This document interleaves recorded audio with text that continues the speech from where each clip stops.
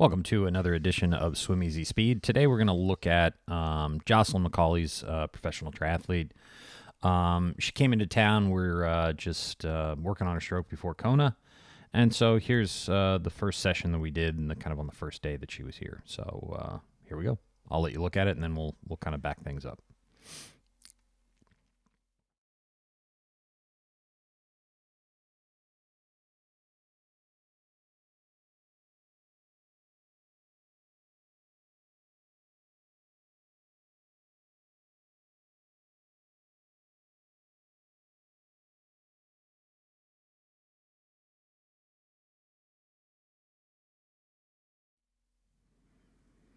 Okay, so let's go back to the beginning and we'll take a look.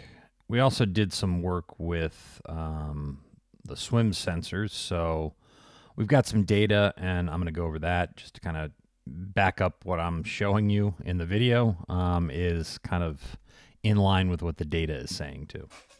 So, the first thing that you see is, she's pretty long on the water. Hips could be a little bit higher. Some of that's the endless pool.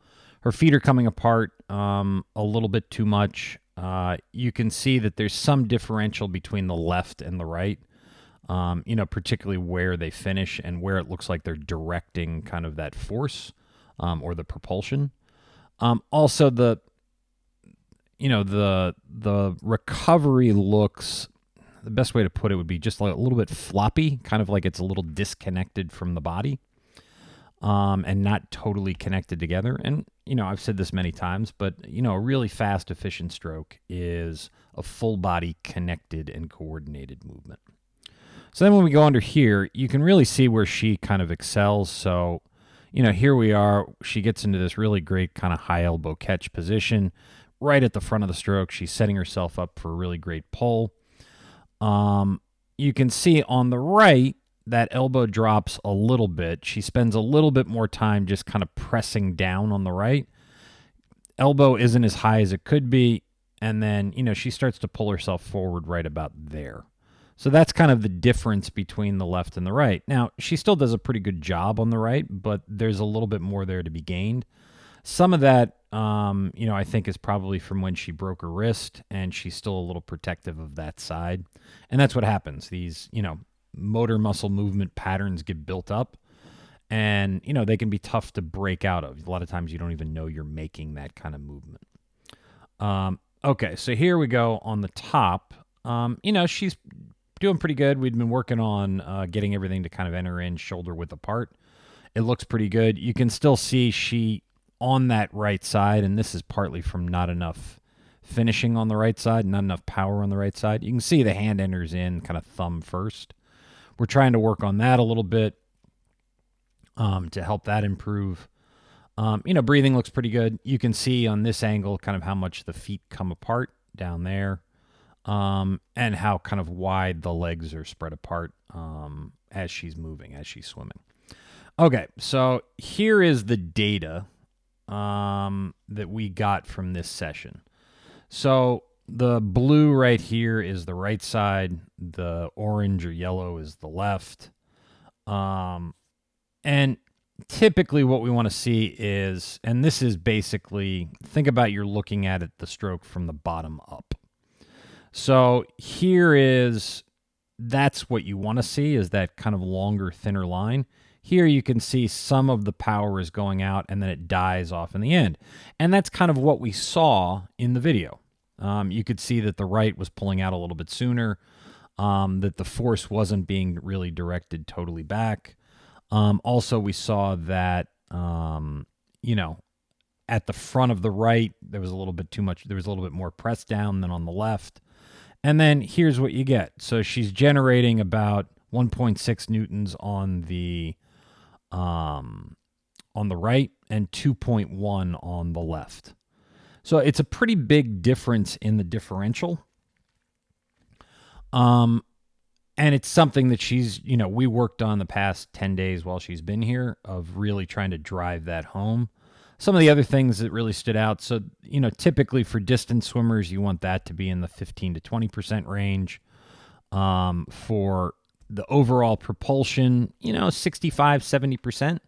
So, the one thing that we took away from this was, or that she took away from this was that, she's still got a lot of room for improvement. It's not like, hey, I'm banging on the ceiling here of my total potential, and, there's just no more room to grow. No, she still has a lot of stuff to do to get better. Now, some of the stuff that she's got to do to get better, she, is reluctant to do or doesn't want to do. I think, I've been working with her a lot this week on kicking, because that's where a lot of this is going to come from. And, she wants to find any way to not kick. So, that's kind of some of the realizations that you got to come to when you're looking to get better. Okay, so here's the left. So you can see these are all the hand pull patterns for all the strokes on the third lap, it looks like. We did a 125. And what you can see is, they're all fairly consistent. There's some instability. You can see this is the overhead right here in the middle. This is from the side, and then this is the head-on, so kind of the front. So you can see there's some kind of movement back and forth, a little bit movement back and forth, and then there's some variability here. The bigger variability happens on the next one with the right side. So you can see a lot more kind of variability. It's even wider over here in terms of that movement back and forth. And then this becomes a little bit less consistent as well.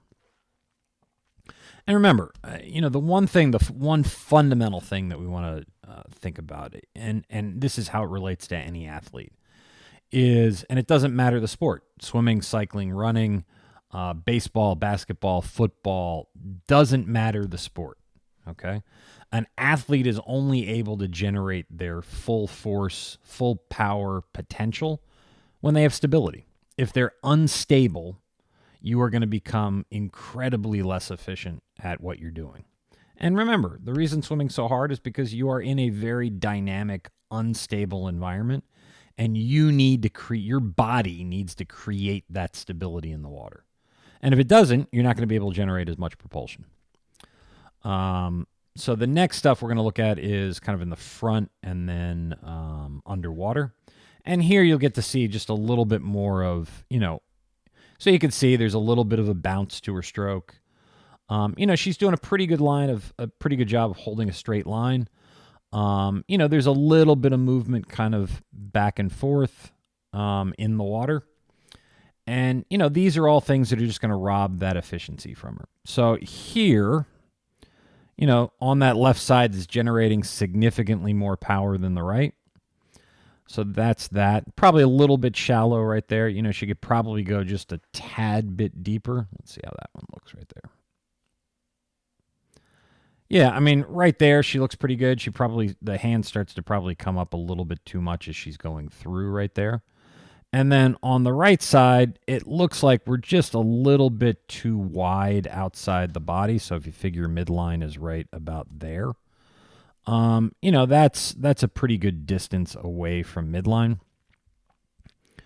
The angle's pretty good. It would just be better if it was all right in here. Because, here's where the shoulder is in terms of where you can lever. So it's going to be tough to get a really good grab, a really good bite on the water that far away from midline, that far away from your shoulder. You're going to be putting a tremendous amount of pressure on that, basically isolating the top part of your shoulder to do all the pulling. But, she's not rotating, too excessively much. I think we looked a little bit at that. Let's see. Typically you want this somewhere between 30 and, 40 degrees. She's about 50 when she's breathing. On the right side here, she is, right in there.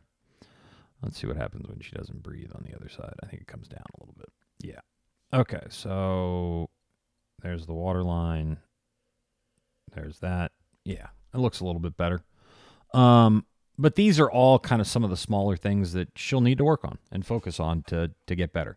But some of it was, just core engagement, We did a couple things to really promote that in the during the session. Here was one of them. We use the drag sleeves, and with this, you really want to make sure that you're cueing the athlete properly to get them to engage the core and then drive that all together. And then here was kind of where we got to at the end of the session.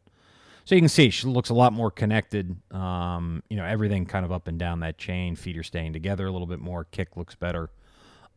Everything looks more connected together. So, as always, thank you for tuning in. And please like, share, comment, subscribe, do all those great things. And I am always happy to answer questions. Hope to see you back in the pool soon.